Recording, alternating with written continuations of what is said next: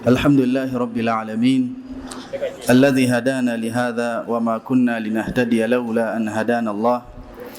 أشهد أن لا إله إلا الله وحده لا شريك له شهادة تنجي قائلها من عذاب الله الأليم. وأشهد أن محمدا عبده ورسوله صلى الله عليه وعلى آله وصحبه ومن اهتدى بهديه واستنى بسنته وسار على نهجه إلى يوم الدين. أما بعد فحياكم الله وبياكم وسدد على طريق الحق خطايا وخطاكم. أسأل الله العظيم رب العرش الكريم أن يجمعنا وإياكم في دار كرامته إخوانا على سرر متقابلين. أتندز الله سبحانه وتعالى oyo Allah subhanahu wa ta'ala atukoledde enteekateeka ey'okubaako kye twejjukanya ku ddiini yaffe. Saba Allah subhanahu wa ta'ala an yaj'alana min alladhina yastami'una alqawla fayattabi'una ahsana, ateekemu abo abawuliriza ebigambo ne balondamu ebisinga okuba nga birungi. Allah agamba nti ulaika alladhina hadahumullah wa ulaika hum ulul albab, abantu bwe batyo Allah be yalungamya nera be bantu abalina amagezi. Omuntu omugezi bamubulira ebigambo abifumiitirizaamu n'alondamu ebimugasa. Naye nga nsuubira nti Sheikh ebigambo byonna byonna byatubuuliridde nabyo bitugasa nera bye byokutwesiimisa mu maaso ga Allah subhanahu wa ta'ala. Omulamwa gwaffe sigenda kwawukana ne Sheikh, naye nze ngenda kubuuza omushiriko ebibuuzo bibiri kwe ngenda otambulira insha Allahu ta'ala. Kibuuzo ekisooka, ya ayuha al-insanu ma gharraka bi rabbika al-karim, buzibu ki omushiriko ali wanandaba bwe wafuna ne Katonda we yakutonda okubeera nti toyagala kumusinza? Ekibuuzo ekyokubiri, fama asbarahum ala an-nar, wabeera nga omushiriko agenda mu muliro, omubiri ogwo gw'oyina oba ki ekikuwaga kyewewaga nakyo gambe nti kale kanguyingire bagunjo kye? Ebibuuzo biri mmeka? Biri bibiri. Kibuuzo ekisooka kigamba ma gharraka bi rabbika al-karim, buzibu ki bw'olina ne Katonda w'omu eyakutonda okubeera nti tomusinza? Ekyokubiri kigamba nti fama asbarahum ala an-nar, ki ekikuwaga otuuka okugamba nti kale kanfe nguyingire oba nguyingira? Ki ekikuwaga ekyo? Oba tusigedde baddu Allah subhanahu wa ta'ala. Naam, nga tetunnatandika ebibuuzo ebyo bibiri, njagala kubajjukiza ku mpisa z'okusoma darusa, empisa z'okubeera mu ddarasa, olw'okubeera nti omuntu anoonya irimu kutyani?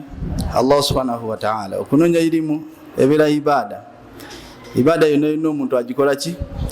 Agirongoosa, kubanga buli wotegeera Allah byayagala ne byatayagala osobola okuba nti omusinza. Si bwe kiri? Man kana billahi a'raf kana lillahi akhwaf. Omuntu gyakoma okutegeera Allah subhanahu wa ta'ala, gyakoma okubeera nti amutya. Innama yakhsha Allaha min ibadihi al-ulama, abasinga okutya Allah mu baddu be byamanyi. So tujja mu bifo ebifaanana bwe biti okubeera nti tubaako kye tuyiga, tugende tubeere nga tusinza Allah subhanahu wa ta'ala. Mu mpisa z'okusoma oba ez'otuula maaso g'omusomesa mulimu empisa ey'okumusemberera, okubeera nti toleka olaba space maaso go togirekaawo, okusembera omusomesa n'omubeera kumpi. Bwe batyo basahaba bwe baatuulanga eri Nabbi sallallahu alayhi wasallam. Nera olunaku lumu bainama Rasulullahi sallallahu alayhi wasallam fil masjid, Nabbi lumu yali mu muzikiti ng'alina byasomesa abasahaba. Fa aqbala thalathatu nafar, abantu ba mirundi esatu oba abasajja basatu ne bajja. Fa aqbala ithnani, ababiri kubo ne basembera Nabbi sallallahu alayhi wasallam we yali ali ne basahaba. Wa adbara al-akhar, omulala ye n'agenda n'atambula n'agenda. Nabbi sallallahu alayhi wasallam yamaliriza n'agamba basahaba nti mbabuulireko ku basajja bano abasatu be mulabye. Agamba nti amma ahaduhuma, omu kubo, awa ila Allahi fa awahu Allah, yewadde Allah ne Allah nakola ki? namuwa okusaasira kwe. Kuba abana ababiri bwe bajja bayimirira ku halaka, abasahaba baali batudde nga beetoledde nabbi sallallahu alaihi wasallam. Faraa ahaduhuma, omu kubo raa furjatan fi lhalqa, agenda okulaba waliwo space etaliimu muntu, fajalasa fiha, n'atuula mu space eyo. Wa amma al akhar, ate ye owokubiri munne, fajalasa fi khalfa alhalqa, n'atuula emabega ga halqa gye baali batuddemu. Kannabi sallallahu alaihi wasallam agamba ono nti amma ahaduhuma, omu kubo awa ila Allahi, yewadde Allah, fa awahu Allah, Allah subhanahu wa ta'ala naye nabeera nga amuwa okusaasira kwe. Wa amma al akhar, owokubiri istahya, akwatibwa ki? Akwatibwa ensonyi, yoli eyajja n'asemberako eri emabega, fastahya Allahu minhu, ne Allah namukwatibwa ensonyi. Wa amma al akhar, ate owokusatu a'rada, ye yabyesambe tagaana biwuliriza, fa a'rada Allahu anhu, ne Allah namwesamba. Kadi eyo hadithi nabbi sallallahu alaihi wasallam yali atuyigiriza empisa ez'okubeera nti tutuula owasomeseza irimu olina okusemberera omuki, kusemberera omusomesa. Hadithi eri sarihi ku nsonga eyo, hadithi ya Bara ibn Azib radiyallahu anhu agamba kharajna ma'a rasulillahi sallallahu alaihi wasallam, lumu twafuluma n'omubaka sallallahu alaihi wasallam ila janazati rajulin min al ansar, nga tugenza okuziika omu ku basajja b'e Madina yali afudde. Fantahaina ila alqabr, ne tutuuka bagenda omuziika, walamma yulahad, nga tebannaba kusima mwana Adaani gye baziikamu omuntu. Fajalasa an-nabiyyu sallallahu alayhi wasallam, nabbi n'atuula, wajalasna hawlahu, eyo ye mawdu shahid gye njagala mu hadith, wajalasna hawlahu, nabbi we yatuula wansi, naffe ne tutuula nga tumwetoolodde. Fakaanna ala ruusina at-tayr, ne tusiriikirira nga tulinga abalina obunyonyi ku mitwe gyaffe. Kitegeeza kibaddu Allah subhanahu wa ta'ala nti tebakomanga kumusemberera, basiriikiranga ne bamuwa ebirowoozo n'emibiri gyabwe, nga ekinyonyi ne kijja ne kituula omukubo ku mutwe, tekirowooza nti kitudde ku muntu. Oba tukitegedde, kubanga wekitegeera nti kitudde ku muntu, wenyenya bwoti kikola ki? Kidduka. Kyobalaba nga basobola okubeera nti bakuŋŋaanya irimu, naffe netutuukako. Ne entuula yaffe gye tutuula, ne tuli ku masimu, oli ali wano ali mu kukyatinga, omulala ali mu kuba munne kaama. Kati omubuuza seeka byasomeseza tasobola bikuddira mu lwaki? Abadde takola ki?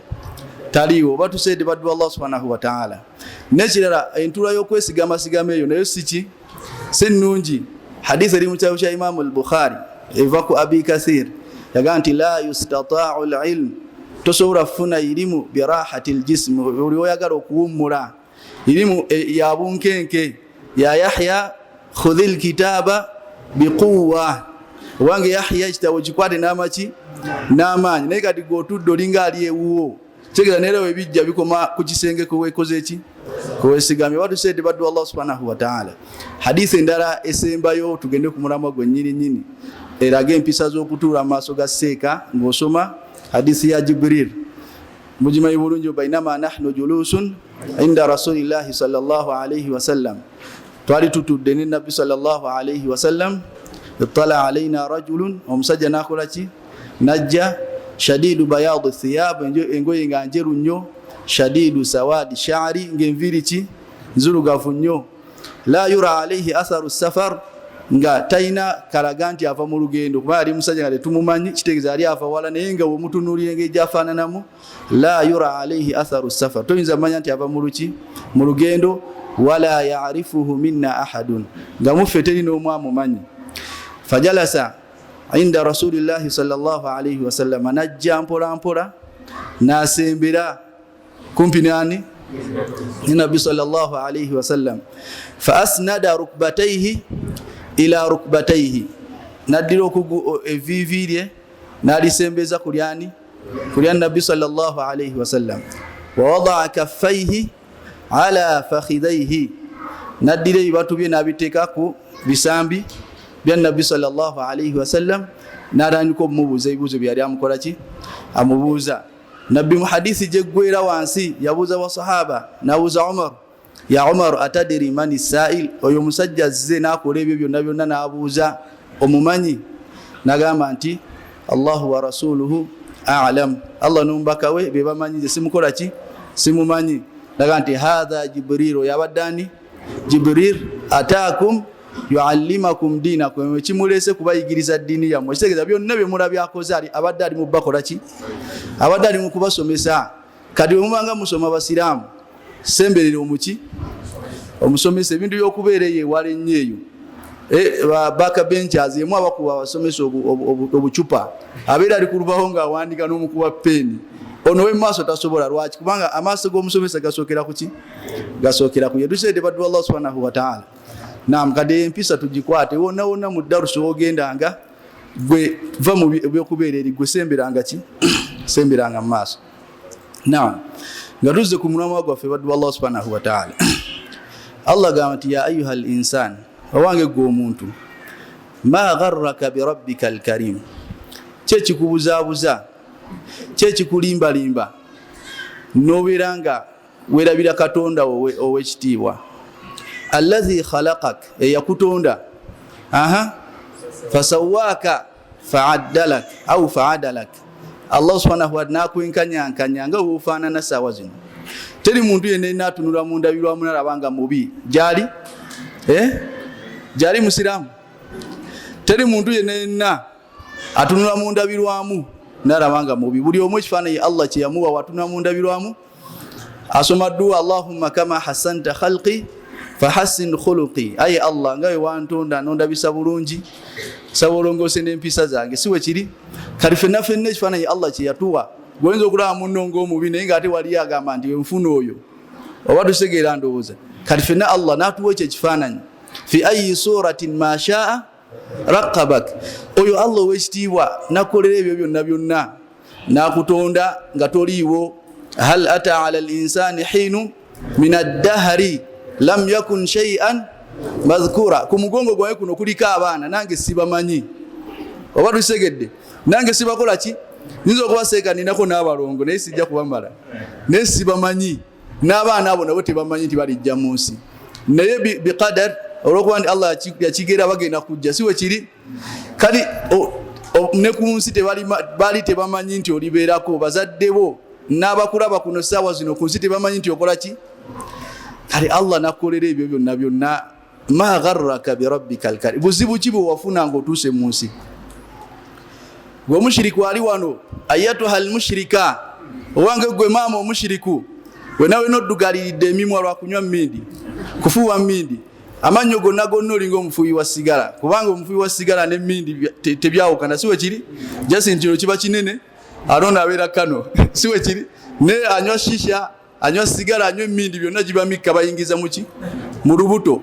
Emimwa gyonna gyonna gikuddugaliridde, amatama gonna gazeemu obunnya lwa kufuuwa, kasera tukufuuwa mmindi, oba tusegeera ndowooza. Yenna amawuggwe gafudde, wayogera bwati nakuba akamawunya, kubanga omuntu buli wanywa emmindi eyo kyasiwe kiri aba ayokya maki, ndowooza omunyi wa sigala wali omusembereddeko. Kati n'ow'emmindi naye bwati. Ma gharraki bi rabbikal karim, bi rabbikil karim, buzibu ki bwe wafuna ku Allah gwe watuuka mu nsi n'olabanga ebyo by'olina okutambulirako. Oba tuseedde baddu Allah subhanahu wa ta'ala, omulogo ekikuleegesa emmere y'abantu ofunamu ki? Osanga akakazi kakulu kali mu gomesi kalikola tawaafu ku nnimiro bwe kati nga wekabikula ekiteegi nga kagikuba ebifaananyi. Ofunamu ki abantu okulya emmere ne bakkuta? Oba tusegedde embaga z'abantu muzoonoonye zonna. Gwe buli omuntu omushiriku wallahi Allah yamukolanga mubi. Kyova olabanga mulimu abantu be tulina okwebaza Allah eba bafudde nga tonyolwa na kunyolwa omuntu nga muki nga mushiriku. Kubanga lwaki? Embaga z'oku kyalo aziroga, emmere y'oku kyalo agiroga, omwana omugezi mu kiraasi amuroga, ye ku nsi tayagalako kaki, buli kimu kyonna ekirungi kimukola ki. Kale oyo wade waafa musiraamu tolina kwebaza Allah. Nabbi sallallahu alayhi wa sallam murra bi jinaza, bamuyisako abafu bameka? Babiri. Omu kubonaga mustarihun, Nabbi naga nti omusajja oyo awummudde. Owokubiri naga mustarahu minhu, bamuwummudde. Faqala lahu Umar namubuuza ya Rasulullah, mal mustarihu wal mustarahu minhu, otegeeza ki nti awummudde ono ate awummuddwa? Nagamba nti abdu mu'min, ono asoose muddu muki mukkiriza, istaraha min nasabi dunya wa adhaha, awonye ebizibu byensi. Ensi yerimu ebizibu basyamusiba kiri laqad khalaqna al-insana fi kabad la tarkabunna tabaqan an tabaq. Ekyo Allah yakitugamba ensi togenda gisangamu kaweevu nakaki kale Allah wagikususa bwati n'ogisomboka ne la ilaha illa Allah obeera omaze, togenda kuddamu kusanga buzibu ki. Kadi nabbi agamba nti oyo awonye agenza awumudde agenze atandise byabadde akolerera, nagamba amma almustarahu minhu, ate gwe bawonye abdun fajir, abadde mwononefu, mushiriku, mufuyi wa mindi, mulozi w'abantu, istaraha minhu alibad walbilad washajar waddawab. Allahu akbar.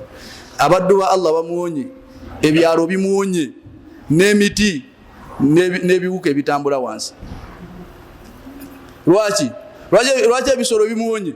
Nandi agenda kugamba genda olete endiga enzirugavu bagikumeko omuliro nga tebagisaze, eba temuwonye. Istaraha minhu al-ibad, abaddu bamukoze eki?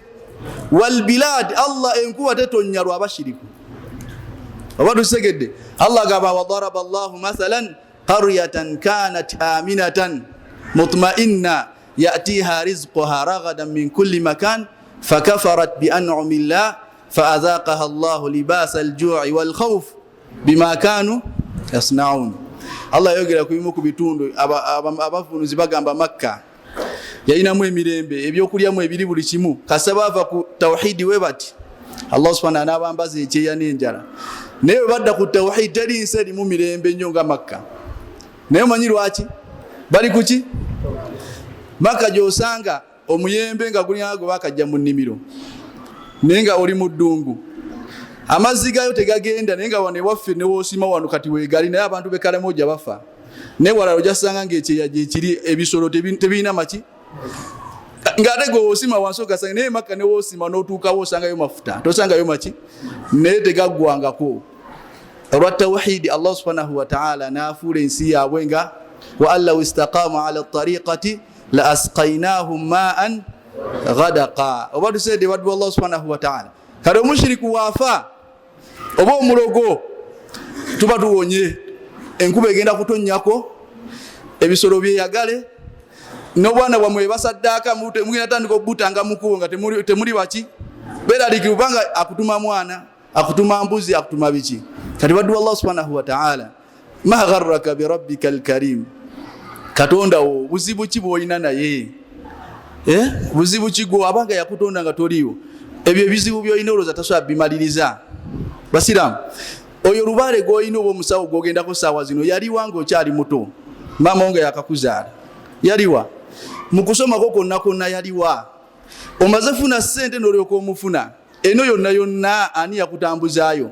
Eyakutambuza nga akujja eno tasobola kutuusa. Ebyo ebibuuzo mubyebuuzenga. Allah ga nti waman yarghabu an millati Ibrahima illa man safiha nafsahu, teri muntu ava ku nkola ya Ibrahima ey'okusinza Allah yekka okujjako omuntu aba awunzisa obwongo bwe bw'ati, aba omusiru. As-safihu oba as-sufaha hum khifaful uqul, abantu abalina amagezi amatono, abanga kinyira. Kinyira mukimanyi? Kibeera ku kawo, kibeera wano waggulu nga gwe kikulaba otambuza mutwe, nera nga kikwewunya engeri gy'okikolamu. Oba osegedde kiraba upside ki, naye nga nawe wokitunudde olaba nga kitunudde wa. Kale omuntu omushiriku bwado wafaanana. Oba tusegedde Allah kyekifaananyi kye yamukubirako, afa illa man safiha nafsahu, omuntu yenna aba yeesiriwazza. Naam, ekibuuzo ekyokubiri nga mbaliriza, fama asbaraka ala nnar, ki ekikuwaga okubeera nti ogenda kugumiikiriza omuliro gwa Allah? Kubanga Allah agambye innahu man yushrik billah, omuntu yenna agatta kwani faqad harrama Allahu alayhi aljanna, ejjana ebeera ki? Ebeera haram. Wa ma'wahu an-nar, obuddiro omuki? Muwulize aya eno, innahu man yushrik billah, yenna agatta kwani faqad harrama Allahu alayhi aljanna. Haramu mukimanyi? Haramu kyeki? Olaba natali musiraamu akugamba nti ekyo haramu, otegedde kiri haramu, togenda giyingira. Nowa insalla no nasala no zimba no muzikiti ne bakuziika wali, togenda kuba toli musiraamu, tolina shahada, tolina index number. Sega sendala shahada index number. Omuntu ne waba mugeza atya nagenda mu pipa ya UNEB nga talina index number, nafuna ku 10 ebibuuzo ebikomawo, lwayita ebidda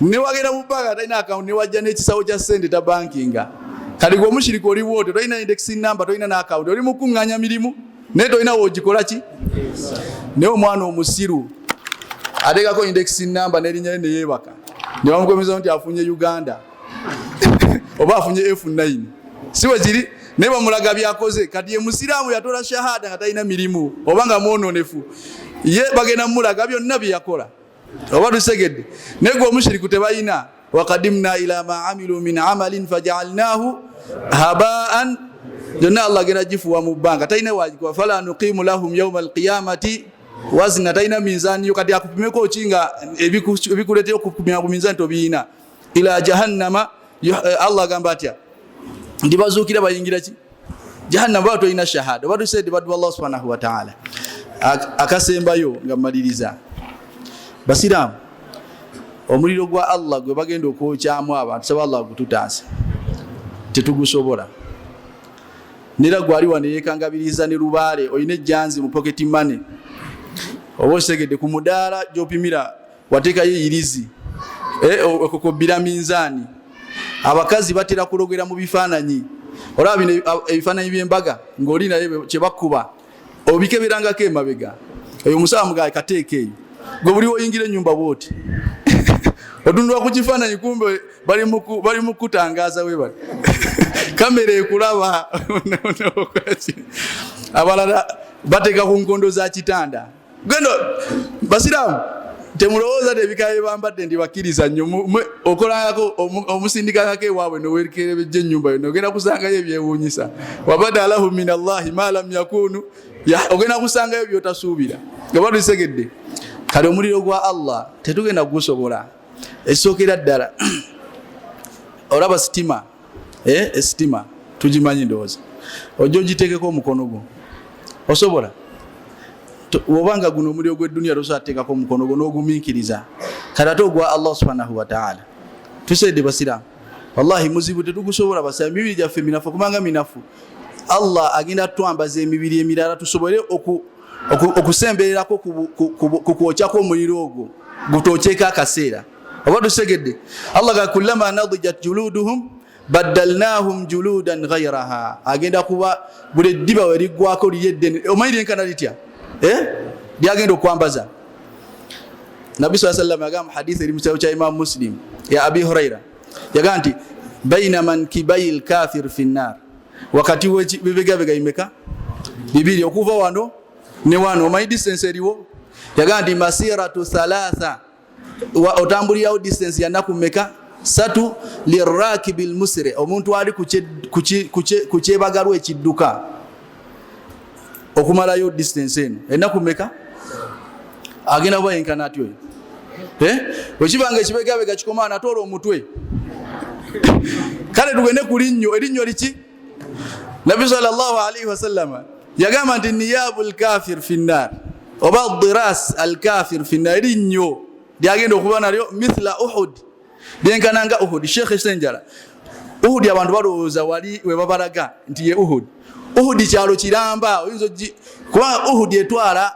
kumpi tugambe ndowooza tugambe kibibi mulamba nga yenno kyali mu Uhud oba tusegere si wali bakayita Jabalur Ruma wali abakasukanga obusale nabyo kanti muyimirirawo abantu balowooza ye Uhud eyo si ye Uhud lusozi lutwalira ddala kibibi mulamba naye omuntu w'omuliro agenda kubeera n'erinnyo jasiriki nga lyenkanakana olusozi olwo kali amwenyemwe oba tusegere omanyi wagenda otuula ekifo kye kali osinga bwentudde wano owenkana watya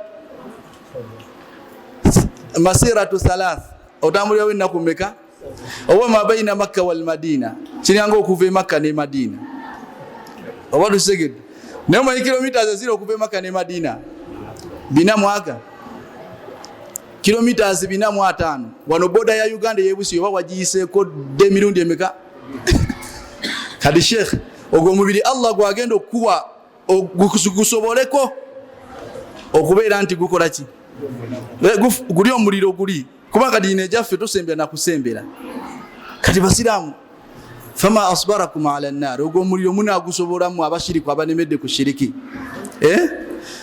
bagina kunywa ki muliro kuba balina okunywa Allah ganti wa yastaghithu yughathu bima'in kalmuhul yashwi alwujuh babali sabaku byokunywa bagina bawa ebyokunywa ebyo nga byokya nga biniga ebisajja bya zaabu yashwi alwujuh agenda osembeza bwati ekyenyi kyonna kiyikomu nenga ate alina binywa kubanga munonta wavu Allah agamba nti shurbal him bagina kubiwankawankira nga olaba engamia oba ensolo yonna yonna ng'enjala ebadde egirumu ennyonta nesanga ekidiba engeri gyekiyingiramu bweti kale agenda kupapa nga bamuleetedde alowooza baleese apape asembeze kuno yashwil wujuh bisa sharabu Allah yabitendanga bisa Allah talina kyawaswafa akujjako kiba mu butuufu bwakyo nti kyakunywa kibi nnyo kyabagenda okunywa walusegedi kifaanana kitya hamiman wa ghassaqa amazzi nga gookya nnyo n'olweje mulumanyi byonna ebigenda obavaamu nga babookyezza byo ebigenda okuba ebyokunywa bimuvaamu wabinywa Allah ganti fataqatta'a am'aahum wabirituuka mu lubuto bigenda kumenyaamenya ebyenda fama asbarakum ala an-nar eryejjanzi ligenda kubeerawa oyo lubaale gwoyina saawa zino oba omusawo gwe weesiga Allah ganti wa yawma al-qiyama yakfuruna bishirkikum bagenda kubeegaana bagenda ganti ayi Allah nze oyo simumanyi oba tusegedde ndowooza nerebira bamalayika oba amajini byonna ebimusinza bigaffe makunna twali tetumanyi oba batusinza notusinza kunna an ibadatihim ghafilun fe batusinga tetumanyi nze nali bana bagenda ku nsozi abayina emiti gy'ekika gyo gijja gamba nti fe bajjanga fe twali tetutegeera nti basinza ki kali basiraamu bibanga ebyo ebyokunywa ate ebyokulya mubimanyi byebagenda okulya ebyokulya byebagenda okulya Allah agamba atya la yazuquna fiha laysa lahum ta'amun illa min dhari' tebalina kyakulya kyonna okujja bagenda kulya kiddo bakira dhari' la yusminu wa la yughni min ju' akirya yenna tekimuwonya nnyo njala ate tekimugezza oba tusegedde baddu Allah subhanahu wa ta'ala Allah ganti yatajarra'uhu wala yakadu yusighuhu wa ya'tihi al-maut min kulli makan wama huwa bimayit wa min waraihi adhabun ghalidh bagina muwe ebyokunywa n'ebyokulya yatajarra'uhu agezeeko musajja wattu aleete ekikopo agezeeko okugaaya agezeeko okumira naye wala yakadu yusighuhu nga wano tebiyitawo oba tusegedde wa ya'tihi al-maut min kulli makan agenda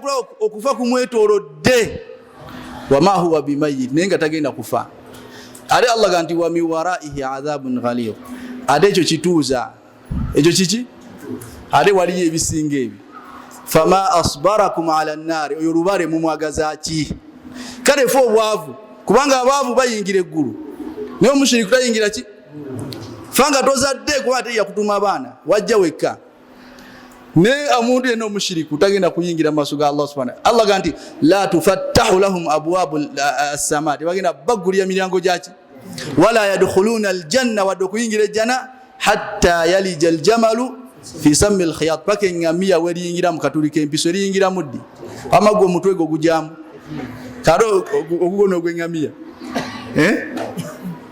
kadi embera yonna gy'oli mu musiramu si gwagisooseemu jiguminkirize naye nga tofudde ng'oli muki ng'oli mushiriku tudere baddu Allah subhanahu wa ta'ala naam ngamaliriza ebigambo byange baddu Allah subhanahu wa ta'ala Allah ganti fafirru ila Allah muberenga mudde eri Allah subhanahu wa ta'ala ate bwemuma muddayo mudduke misinde yakozesa kigambo kola ki bino ebintu bibiri byawukana wera tugamba okunoonya riziki agamba famshu fi manakibiha mutambule ku mbuyi z'ensi mukunoonya riziki kubanga riziki nowookerewo otye kusanga siwe kiri musiraamu naye ate we yatuuka ku mirimu gino egyaffe egya akhira yagambanga kudduka kati wanagabi fafirru mukole eki wobeera nga olinayo abalongo tulina sekasenjala wano eyo department kati gyalimu gwe baba bakulemye okwokya gwe baleete ozegedde webera inaye embugo bazi kusibirira gwe totya oyinza notya jikwata kumuyite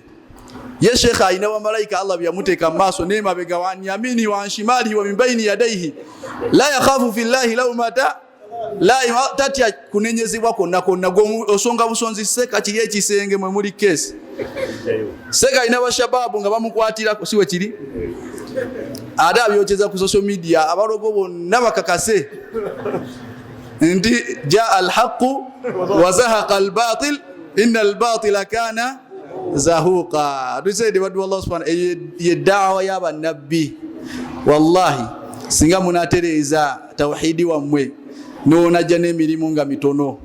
Abdullah ibn Amr ibn al-As we yali atuso kufa Amr ibn al-As we yali atuso kufa yogere ekigambo ekyensemba nakyo bamusanga nga atunudde ku kisenge nga akaba namwe andi go sahaba wa nabbi kye kikabya gwe yaraba ne ku nabbi wawuli andoza nena mukusira mukakwe yali ali mukuwera ali mukusira muka nagamba ya Rasulullah lakin ashtarit lina shart nga sinaba kusira muka condition eyo nabbi jiwulirize ayaghfira li Allah kubanti ansonyi wa mazambi gange nabi namugandi ama alimta gwata kimanyi anna al-islam yajubbu ma qablahu ndio busilamu bujja wa mazambi agasose wa anna al-hajj tajubbu ma qablaha ni hijja na yajja wa mazambi agasose nibo mujukize bebyo nabyo nabbi ya mugamba ne yagamba anti wallahi twaline nabbi sallallahu alaihi wasallam nga tuli balamu nga tuline subiri okuyingira ejjana singa Allah yatutirawo obukiriza bwe twakola ki naye tumawulina ashiyaan oluvanyuma ne batuwa obukulembeze bwa yali mukulembeze emisiri nitubeera abafuzi tetumanyi bye twakolerayo naye agamba inna akbaru ma narju kyetulinamu essuubi kiri eki shahadatu alla ayogere eyo sahaba agamba nti eyo yokka gye tulinamu essuubi nti twakkiriza Allah netukkiriza n'omubaka kale tobeera mu gurupu seka gyagambye nti wakkiriza Allah ng'olina ne lubaali londako kiki kimusaba Allah subhanahu wa ta'ala atulungamye n'ebigambo ebyo abeere nga atufuula abasiraamu abannamaddala atuwangalize ku busiraamu ate abeere nga abututtirako. Saba Allah atutaase obubi bw'abashiriku, saba Allah atutaase obubi bw'abarogo, saba Allah subhanahu wa ta'ala atutaase obubi bw'abo bonna bonna abatayagala da'wa ya tawhid. Saba Allah subhanahu wa ta'ala ensi yaffe agiyimunye tawhid, emirembe gisobole okujja mu nsi yaffe. Saba Allah subhanahu wa ta'ala atugabirire, atere baraka mu byatuwadde, atuwazidde eddungi, atuwejjana atukingiriza omuliro. Subhanakallahumma bihamdik ashhadu an la ilaha illa anta astaghfiruka wa atubu ilayk. Assalamu alaykum.